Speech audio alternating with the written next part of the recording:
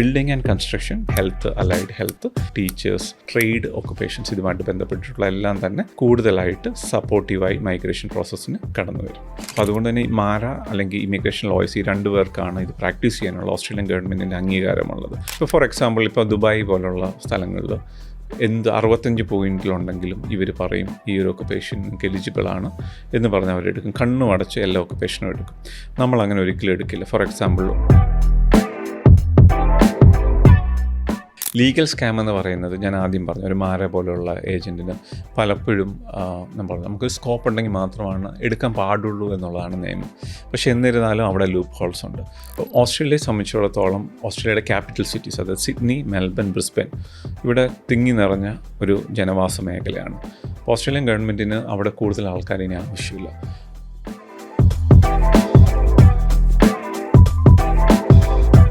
നമ്മൾ social media കാണാറുണ്ട്, എൻ്റെ ബ്രദർ സിസ്റ്റർ അവിടെ ഉണ്ട്, അവർക്ക് എന്നെ സ്പോൺസർ ചെയ്യാൻ പറ്റുമെന്നുള്ളത്. അപ്പോൾ അതിൻ്റെ ഉത്തരം. നമസ്കാരം, എൻ്റെ പേര് നിഖില. ഞാൻ അസറ്റ് മൈഗ്രേഷൻ സർവീസസിൽ BD മാനേജറായിട്ട് വർക്ക് ചെയ്യുന്നു. ഇന്ന് നമ്മളോടൊപ്പം അസറ്റ് മൈഗ്രേഷൻ സർവീസസിൻ്റെ പ്രിൻസിപ്പൽ മൈഗ്രേഷൻ കൺസൾട്ടൻ്റ് ആയിട്ടുള്ള മാത്യൂസ് ഡേവിഡ് ആണുള്ളത്. സോ ഓസ്ട്രേലിയൻ മൈഗ്രേഷൻ റിലേറ്റഡ് ആയിട്ടുള്ള എല്ലാ കാര്യങ്ങളും നമ്മൾക്കിപ്പോൾ മാത്യൂസിനോട് സംസാരിക്കാം. Welcome Mathews. Thank you. So ആദ്യം തന്നെ എന്താണ് ഓസ്ട്രേലിയൻ മൈഗ്രേഷൻ? ഓസ്ട്രേലിയൻ മൈഗ്രേഷൻ എന്ന് പറയുന്നത് ഒരു ഇമിഗ്രേഷൻ ലോ പ്രോസസ്സാണ്.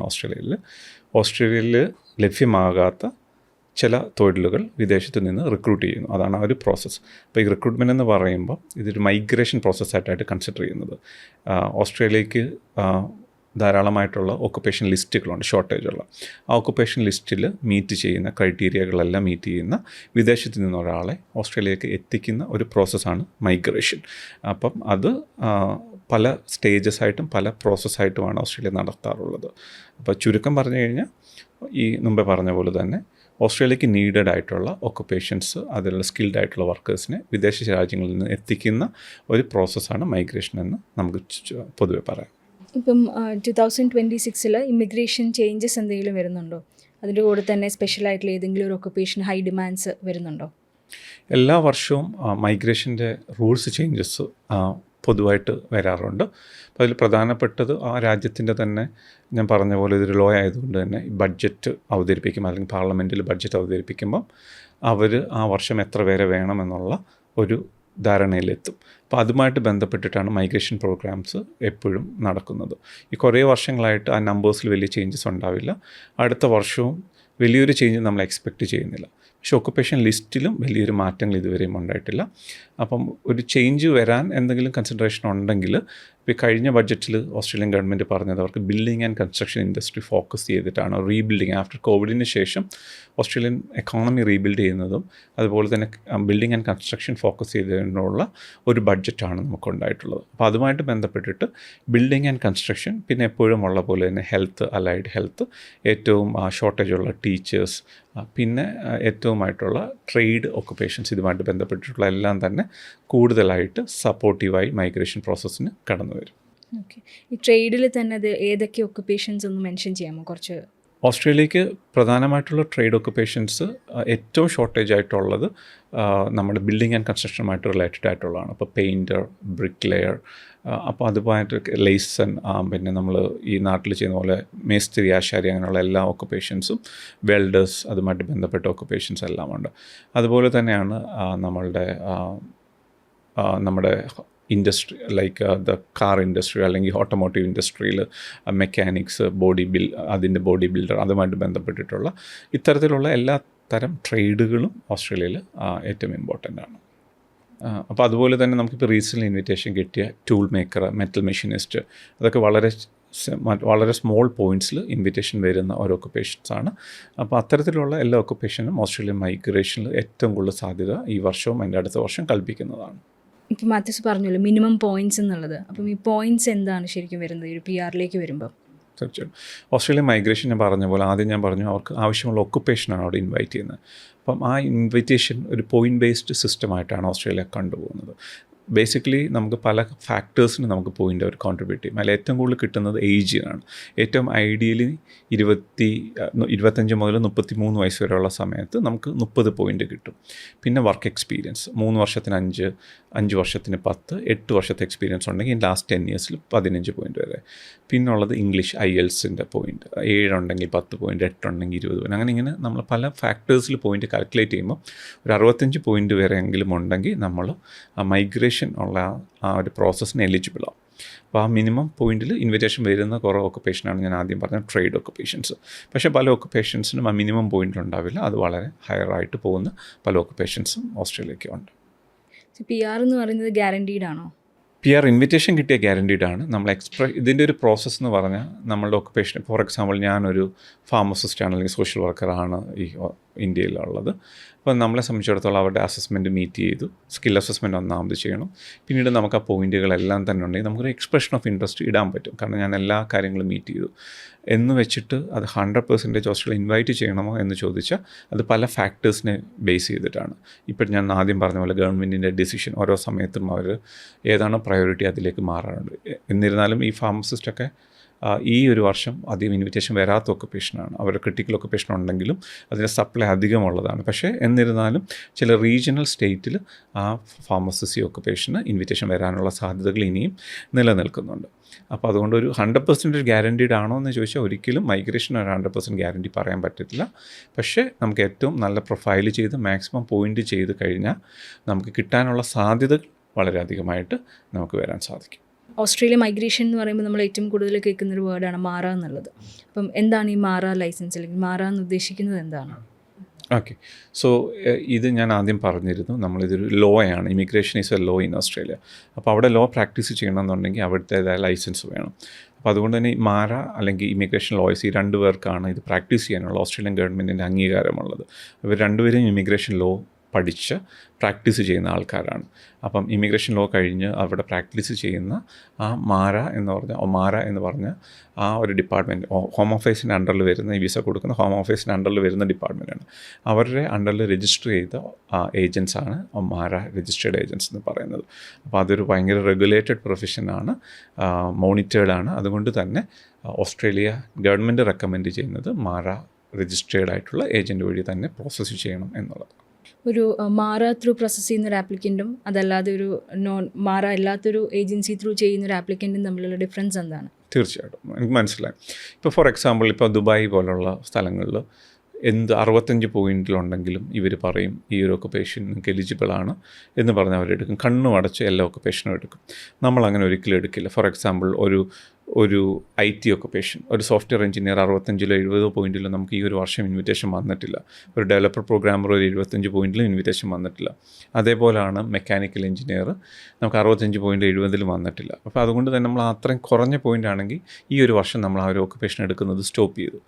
പക്ഷേ നമുക്കത് റിയലിസ്റ്റിക്കലി നമുക്ക് എത്ര പോയിൻറ്റിലാണ് വരുന്നതെന്നുള്ളത് നമ്മൾ ഇവാലുവേറ്റ് ചെയ്യുമ്പോൾ അറിയാൻ പറ്റും. ഇപ്പോൾ മാരയുടെ കോഡ് ഓഫ് കണ്ടക്റ്റ് അനുസരിച്ചിട്ട് നമ്മളെ സംബന്ധിച്ചിടത്തോളം ആ ഒരു പ്രോസ്പെക്റ്റ് ഉള്ള ഒരു ക്ലയൻറ്റിനാണ്, അതായത് കിട്ടാൻ സാധ്യതകളുണ്ട് എന്ന് നമുക്ക് വിലയിരുത്തിയാൽ മാത്രമാണ് നമുക്ക് എടുക്കാനുള്ള സാധ്യതയുള്ളത്. അതുകൊണ്ടാണ് പലപ്പോഴും നമ്മൾ ഡിസ്കറേജ് ചെയ്യുന്നത് ഈ ഒരു പോയിൻ്റ് വെച്ചിട്ട് നിങ്ങൾ അപ്ലൈ ചെയ്യേണ്ട, നിങ്ങളുടെ പൈസ പോകും എന്നുള്ളതല്ലാതെ അതിൻ്റെ ഇൻവിറ്റേഷൻ വരാനുള്ള സാധ്യതകൾ പൊതുവെ കുറവാണെന്ന് പറയുന്നത്.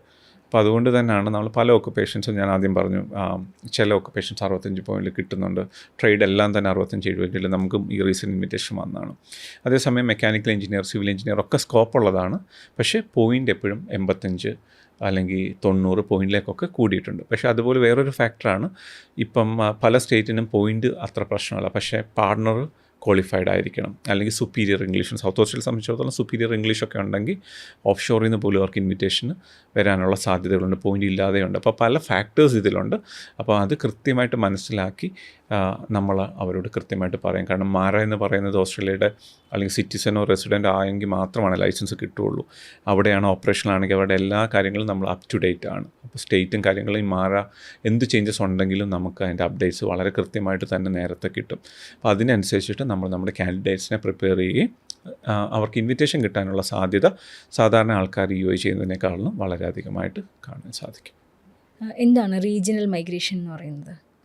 ഇപ്പോൾ ഓസ്ട്രേലിയയെ സംബന്ധിച്ചിടത്തോളം ഓസ്ട്രേലിയയുടെ ക്യാപിറ്റൽ സിറ്റീസ്, അതായത് സിഡ്നി, മെൽബൺ, ബ്രിസ്ബൻ, ഇവിടെ തിങ്ങി നിറഞ്ഞ ഒരു ജനവാസ മേഖലയാണ്.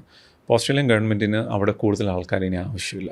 അവർക്ക് പൊതുവേ റീജിയണൽ സ്ഥലം, ഇപ്പോൾ റീജിയണൽ എന്ന് നമ്മളെപ്പോഴും പറയുമ്പോൾ ഒരു ഇന്ത്യൻ കോൺസെപ്റ്റൽ റീജിയൻ എന്ന് ചിന്തിക്കരുത്. ഇപ്പം ഓസ്ട്രേലിയയിലെ തന്നെ തലസ്ഥാനം ക്യാൻബറ റീജിയണലാണ്, വെസ്റ്റേൺ ഓസ്ട്രേലിയയുടെ പെർത്ത് റീജിയണലാണ്, ഗോൾഡ് കോസ്റ്റ്, സൺഷൈൻ കോസ്റ്റ് അത് റീജിയണലാണ്. അങ്ങനെയുള്ള എല്ലാ മിക്ക സിറ്റികളും റീജിയണലായിട്ടാണ് കൺസിഡർ ചെയ്യുന്നത്. അപ്പോൾ അതൊരു പിന്നോട്ട് നിൽക്കുന്ന സ്ഥലം എന്നുള്ളതല്ല അർത്ഥം. പോപ്പുലേഷൻ ആവശ്യമുള്ള എന്നാൽ കുറവുള്ള സ്ഥലങ്ങളെല്ലാം തന്നെ റീജിയണലായിട്ട് ക്ലാസിഫൈ ചെയ്തേക്കുന്നതാണ്. അപ്പോൾ ആ സ്ഥലത്തേക്ക് കൂടുതൽ ആൾക്കാരെ എത്തിക്കാൻ, ഉദ്യോഗാർത്ഥികളെ എത്തിക്കാൻ വേണ്ടിയാണ് റീജിയണൽ വിസ എന്നുള്ളത് പോകുന്നത്. ഇന്ത്യയിൽ നിന്ന് ഏറ്റവും കൂടുതൽ കിട്ടുന്നതും 491 വിസയാണ്. 491 എന്നുള്ളതാണ് റീജിയണൽ വിസയ്ക്ക് നമ്മൾ പറയുന്നത്. 15 പോയിൻറ്റ് ഓസ്ട്രേലിയ ഇങ്ങടേക്ക് കോൺട്രിബ്യൂട്ട് ചെയ്യുന്നു. നിങ്ങൾക്ക് 50 പോയിൻ്റ് ഉണ്ടെങ്കിൽ ഓസ്ട്രേലിയൻ ഗവൺമെൻറ് 15 പോയിൻറ്റ് തരും. അപ്പോൾ നിങ്ങൾക്ക് ഇൻവിറ്റേഷൻ കിട്ടാനുള്ള സാധ്യതയുണ്ട്. ഇപ്പോൾ റീജിയണൽ വിസയ്ക്ക് അങ്ങനെ പ്രത്യേക പ്രശ്നങ്ങളും കാര്യങ്ങളും ഒന്നുമില്ല. അതൊരു ഗ്യാരണ്ടീഡ് PR പാത്വേ ആണ്. നിങ്ങൾക്ക് മെഡിക്കെയർ അത് കിട്ടിയ എലിജിബിൾ ആയിരിക്കും. 3 വർഷം കഴിയുമ്പോൾ ഫുള്ളായിട്ട് നിങ്ങൾക്ക് PRലേക്ക് മൂവ് ചെയ്യാനുള്ള എല്ലാ ഗ്യാരൻറ്റിയും ഓസ്ട്രേലിയൻ ഗവൺമെൻറ് തരുന്നുണ്ട്. സോ റീജിയണൽ വിസ എന്ന് പറയുന്നത് 491 ആയിട്ടാണ് ജനറലി കൺസിഡർ ചെയ്യുന്നത്. One of the best visa to take എന്നുള്ളതാണ് എൻ്റെ അഭിപ്രായം. അതുപോലെ നമ്മൾ റിലേറ്റീവ്സ് ആരെങ്കിലും റീജിയണൽ ഏരിയയിൽ ഉണ്ടെന്നുണ്ടെങ്കിൽ അതും ഒരു അഡ്വാൻറ്റേജ് ആയിട്ട് കേട്ടിട്ടുണ്ട്. തീർച്ചയായിട്ടും. അപ്പം നമുക്ക് ഈ ഓസ്ട്രേലിയക്ക് ഒരു ഫാമിലി സ്ട്രീം വിസ ഉണ്ട്. അപ്പോൾ അവരുടെ ഒക്കുപ്പേഷൻ ആ ഓസ്ട്രേലിയയുടെ ഫാമിലി സ്ട്രീം, അതായത് മെയിൻ ഒക്കുപ്പേഷൻ ലിസ്റ്റിലുണ്ട്. ഈ ഫാമിലി ഏതെങ്കിലും റീജിയനിലാണെന്നുണ്ടെങ്കിൽ ഇവർക്കൊരു 15 പോയിൻറ്റ് കോൺട്രിബ്യൂട്ട് ചെയ്യാൻ പറ്റും. ഇതൊരു ഗ്യാരണ്ടീഡ് ഇൻവിറ്റേഷൻ അല്ല. പലപ്പോഴും നമ്മൾ സോഷ്യൽ മീഡിയ കാണാറുണ്ട്, എൻ്റെ ബ്രദർ സിസ്റ്റർ അവിടെ ഉണ്ട്, അവർക്ക് എന്നെ സ്പോൺസർ ചെയ്യാൻ പറ്റുമെന്നുള്ളത്. അപ്പോൾ അതിൻ്റെ ഉത്തരം നോ എന്നുള്ളത് തന്നെയാണ്. അവർക്ക് സ്പോൺസർ ചെയ്യാൻ പറ്റില്ല. നിങ്ങൾ എല്ലാ കാര്യങ്ങളും മീറ്റ് ചെയ്യുന്നുണ്ടെങ്കിൽ അവർക്കൊരു 15 പോയിൻറ്റ് കോൺട്രിബ്യൂട്ട് ചെയ്യാൻ പറ്റും. പക്ഷേ അവർക്ക് നിങ്ങൾക്ക് എന്നെ സംബന്ധിച്ചിടത്തോളം ഈ റിലേറ്റീവ്സിന് ഒരു 15 പോയിൻറ്റ് തരാനേ പറ്റുള്ളൂ. ആസ് എ കാൻഡിഡേറ്റ് നിങ്ങൾക്ക് ഇംഗ്ലീഷ് ലാംഗ്വേജ് ഉണ്ടായിരിക്കണം, സ്കിൽ അസസ്മെൻറ്റ് ഉണ്ടാകണം, ആ സ്കിൽ അസസ്മെൻറ്റ് മെയിൻ ഒക്കുപ്പേഷൻ ലിസ്റ്റിലായിരിക്കണം. ഇങ്ങനെയുള്ള എല്ലാ കാര്യങ്ങളും അവർ മീറ്റ് ചെയ്യണം. എന്നാൽ മാത്രമാണ് ആ ഒരു വിസയ്ക്ക് നമുക്ക് എലിജിബിളായിട്ട് എക്സ്പ്രഷൻ ഓഫ് ഇൻട്രസ്റ്റ് ഇടാൻ പറ്റുള്ളൂ. ഇൻവിറ്റേഷൻ വരുമോ എന്നുള്ളത് ഡിപ്പെൻഡ്സ് ഓൺ ദ പോയിൻറ്റ് മാത്രമാണ്. എന്താണ് ലീഗൽ സ്കാം അല്ലെങ്കിൽ ഇല്ലീഗൽ സ്കാം എന്ന് പറയുന്നത്? ഓക്കെ, അത് എൻ്റെ തന്നെ ടെർമിനോളജിയാണ്. സോ ലീഗൽ സ്കാം എന്ന് പറയുന്നത് ഞാൻ ആദ്യം പറഞ്ഞു, ഒരു മാരെ പോലെയുള്ള ഏജൻറ്റിന് പലപ്പോഴും നമുക്ക് സ്കോപ്പ് ഉണ്ടെങ്കിൽ മാത്രമാണ് എടുക്കാൻ പാടുള്ളൂ എന്നുള്ളതാണ് നിയമം. പക്ഷേ എന്നിരുന്നാലും അവിടെ ലൂപ്പ് ഹോൾസ് ഉണ്ട്. ഇപ്പം ഞാൻ ആദ്യം പറഞ്ഞു മെക്കാനിക്കൽ എഞ്ചിനീയർ ഒരു 65-70 പോയിൻ്റ് ഇൻവിറ്റേഷൻ ഈ വർഷം വന്നിട്ടില്ല. ഫാർമസിസ്റ്റ് ഐഡിയലി എങ്ങും തന്നെ ഒരു ഇൻവിറ്റേഷൻ ഇവർക്ക് ഹൈ പോയിൻ്റ് ഉണ്ടെങ്കിൽ പോലും ഈ വർഷം വന്നിട്ടുള്ളത് ഡിമാൻഡ് ആൻഡ് സപ്ലൈയുടെ പ്രശ്നമാണ്. അപ്പോൾ നമ്മൾ പലപ്പോഴും പല കാര്യങ്ങളും ഡിസ്കറേജ് ചെയ്യാറുണ്ട്, പല കാര്യങ്ങളും. പക്ഷേ പല ഏജൻസികളും ആസ് എ ബിസിനസ് അവർ എല്ലാ കേസുകളും എടുക്കും. അക്കൗണ്ടൻറ്റിന് ഞാൻ എപ്പോഴും പറയുന്നതാണ് 65 പോയിൻ്റ് ഇൻവിറ്റേഷൻ കിട്ടുമെന്ന് പറഞ്ഞ് എടുക്കുന്നുണ്ട്. IT എല്ലാവരെയും 65 പോയിൻ്റ് 70 പോയിൻ്റ് ഇൻവിറ്റേഷൻ, അവർക്കൊന്നും ഇൻവിറ്റേഷൻ വരില്ല എന്നുള്ളത് അവർക്കും അറിയാം, നമുക്കും അറിയാം. പക്ഷേ നമ്മൾ എത്തിക്കലി നമ്മൾ നോക്കുമ്പോൾ നമ്മളത് പലപ്പോഴും എടുക്കാതിരിക്കുന്നത് പൊതുവെ നല്ലതാണ്. പക്ഷേ അൺഎത്തിക്കലായിട്ട് പക്ഷേ അവരെ സംബന്ധിച്ചോളം ലീഗലി അവരൊന്നും പറയുന്നില്ല. അത് ഒക്കുപ്പേഷൻ ലിസ്റ്റിലുണ്ട്. ഇതിന് അവർ 65 പോയിൻ്റ് മീറ്റ് ചെയ്യുന്നുണ്ട്. പക്ഷേ അതൊരു തരത്തിൽ ഓഫ് ലീഗൽ സ്കാമാണ്. അപ്പോൾ ഒരു ലീഗാലിറ്റിയിൽ പറയുമ്പം ഇവരെല്ലാം മീറ്റ് ചെയ്യുന്നുണ്ട്. പക്ഷേ ഈ വരുന്ന ഉദ്യോഗാർത്ഥികളോട് അവരിത് പറയില്ല, ഈ ഒരു ഒക്കുപ്പേഷൻ ഈ വർഷം ഇൻവിറ്റേഷൻ വന്നിട്ടില്ല, അല്ലെങ്കിൽ മിനിമം എത്രയിലാണ് വന്നത് എന്നുള്ളത്. അപ്പോൾ നമ്മളെ കേൾക്കുന്നവരോട് നമുക്ക് പറയാനുള്ളത്, ഏത് രജിസ്റ്റേർഡ് ഏജൻസി ചൂസ് ചെയ്താലും നിങ്ങൾ ചെക്ക് ചെയ്യേണ്ടത് ആ ഒരു ഒക്കുപ്പേഷൻ എപ്പോഴും എത്ര ഒരു പോയിന്റിൽ ഇൻവിറ്റേഷൻ വരാനുള്ള സാധ്യതകളുണ്ട് എന്നുള്ളതാണ്. ചിലപ്പോൾ ഇന്നൊരു 85 പോയിന്റിൽ വന്നതായിരിക്കാം, പക്ഷേ ആ ഒരു സ്കോപ്പ് നമുക്ക് 3 വർഷമാണല്ലോ UI ലൈക്ക് നമ്മുടെ സ്കിൽ അസസ്മെൻ്റ് വാലിഡിറ്റി. ആ 3 വർഷത്തിനുള്ളിൽ ചിലപ്പോൾ കുറയാനുള്ള സാധ്യതയുള്ള ഒക്കുപ്പേഷൻസും വളരെയധികം. For example civil engineer, structural engineer, അതൊക്കെ ലോങ് ടൈം നീഡാണ്. അപ്പം ഇപ്പം കുറേ നാളായിട്ട് ഇൻവിറ്റേഷൻ വരാത്തത് കൊണ്ട് പോയിൻ്റ് ഹൈ ആവും. പക്ഷേ ആദ്യത്തെ കുറച്ച് റൗണ്ട് കഴിയുമ്പോഴത്തേന് ആദ്യത്തെ ഏറ്റവും ടോപ്പിലുള്ളവർ പോയി കഴിയുമ്പം താഴെ ലെവലുള്ളവർക്ക് ഇൻവിറ്റേഷൻ വരും. അപ്പോൾ അങ്ങനെയുള്ള കേസസിൽ നമുക്ക് എന്ത് ചെയ്യാം, ഇപ്പോഴത്തെ ഇൻവിറ്റേഷൻ നോക്കാതെ തന്നെ ഫ്യൂച്ചർ ഇൻവിറ്റേഷനും എങ്ങനെ കാൽക്കുലേറ്റ് ചെയ്യുമ്പോൾ നമുക്ക് ഏകദേശം ആ പോയിൻ്റ് വരെ ഉള്ളവർക്ക് വരെ ഇൻവിറ്റേഷൻ വരാം എന്നുള്ള സാധ്യതകൾ നമ്മൾ കാൽക്കുലേറ്റ് ചെയ്യാറുണ്ട്. അപ്പോൾ ഇങ്ങനെ ഒരു കാൽക്കുലേഷനാണ് ബേസ്ഡ് ആയിട്ട് വരുന്നത്.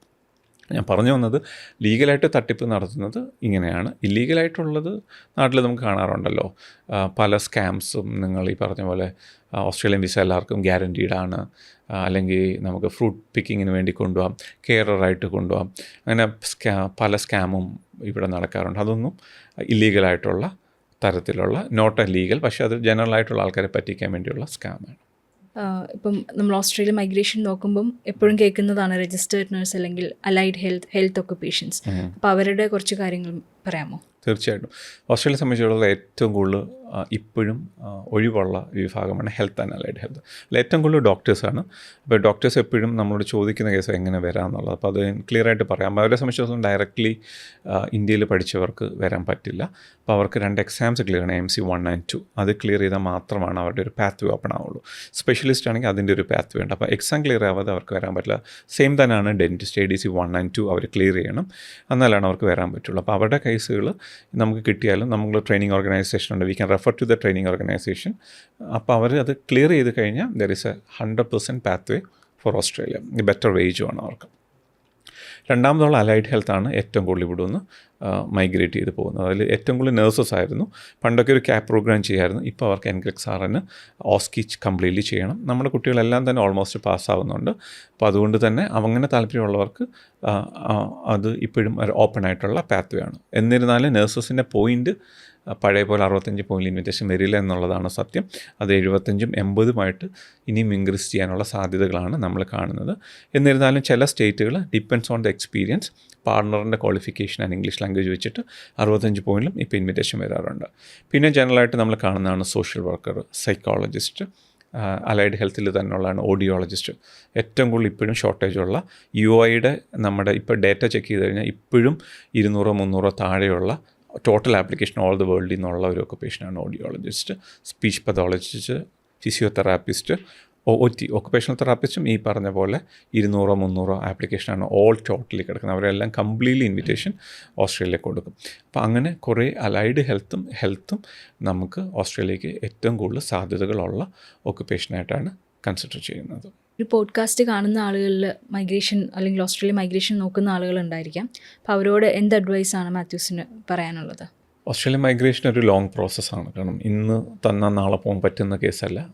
അപ്പോൾ അതുകൊണ്ട് തന്നെ നമുക്ക് എയർലി സ്റ്റാർട്ട് ചെയ്യുന്നതാണ് എപ്പോഴും ഉത്തമം. അപ്പം 25 മുതൽ 39 വയസ്സ് വരെയാണ് ഐഡിയലി നമ്മളുടെ അഭിപ്രായത്തിൽ മൈഗ്രേഷൻ ഏറ്റവും സ്കോപ്പ് ഉള്ളത്. അപ്പോൾ അതുകൊണ്ട് ഈ ഒരു ഏജിനുള്ളിലാണെങ്കിൽ നിങ്ങൾക്ക് എക്സ്പീരിയൻസ് ഉണ്ടെങ്കിൽ മൈഗ്രേഷൻ പോസിബിളാണ്. അപ്പം അതിൽ ഈ പറഞ്ഞ പോലെ 200-ലധികം ഒക്കുപേഷൻസ് ഉണ്ട്. നിങ്ങളുടെ ഒക്കുപേഷൻ ലിസ്റ്റിലുണ്ടോ അല്ലെങ്കിൽ അവർ എലിജിബിൾ ആണോ എന്നുള്ളത് നമ്മുടെ ഓർഗനൈസേഷന് ചെക്ക് ചെയ്യാൻ പറ്റും. നമ്മളെപ്പോഴും സെമിനാർസ് ഒരു 3 times കേരളത്തിൽ നടത്തുന്ന ആൾക്കാരാണ്. വെബിനാർസ് എല്ലാ മാസവും നടക്കുന്നതാണ്. അവർക്ക് ഏതെങ്കിലും ഫ്രീ വെബിനാർസിൽ അറ്റൻഡ് ചെയ്യാം. ഇല്ലെങ്കിൽ നമ്മുടെ ഫേസ്ബുക്ക് ഫോളോ ചെയ്ത് കഴിഞ്ഞാൽ നമ്മൾ കീപ്പ് ഓൺ അപ്ഡേറ്റഡ് ആണ്. ഓർ നമ്മുടെ ടീം മെമ്പറിനെ കണക്ട് ചെയ്ത് കഴിഞ്ഞാൽ അവർക്കുള്ള എലിജിബിലിറ്റി ചെക്ക് നമുക്ക് ചെയ്തു കൊടുക്കാൻ പറ്റും. ഇനിയും വേറെ ഏജൻസിയിൽ പോയി പൈസ കൊടുത്തിട്ടാണ് ഇനി നിങ്ങൾക്ക് നിങ്ങളുടെ ആ സ്കോപ്പിൽ നടക്കുമോ അറിയണമെന്നുണ്ടെങ്കിലും നമുക്ക് ചെക്ക് ചെയ്ത് കൊടുക്കാം. കാരണം പലപ്പോഴും അങ്ങനെയുള്ള ആൾക്കാർ ഈ പ്രതീക്ഷയോട് 65 പോയിൻ്റ് 70 പോയിൻറ്റിലൊക്കെ ഇരിക്കുന്നവരുണ്ട്, നമുക്ക് ഓസ്ട്രേലിയ പോകാമെന്ന് പറഞ്ഞിട്ട്. അപ്പം അങ്ങനെയുള്ള പ്രതീക്ഷകളുണ്ടെങ്കിൽ നമ്മൾ കൃത്യമായ ഇൻഫർമേഷൻസ് ഡേറ്റ അവർക്ക് ഫ്രീ ആയിട്ട് നൽകുന്നതാണ്. അത് nothing against any agencies, but ഇതിൻ്റെ ഒരു എത്തിക്കൽ സൈഡിൽ നമ്മൾ സപ്പോർട്ട് ചെയ്യാൻ വേണ്ടി അങ്ങനെയും കാര്യങ്ങൾ ചെയ്തു കൊടുക്കാൻ സാധിക്കും.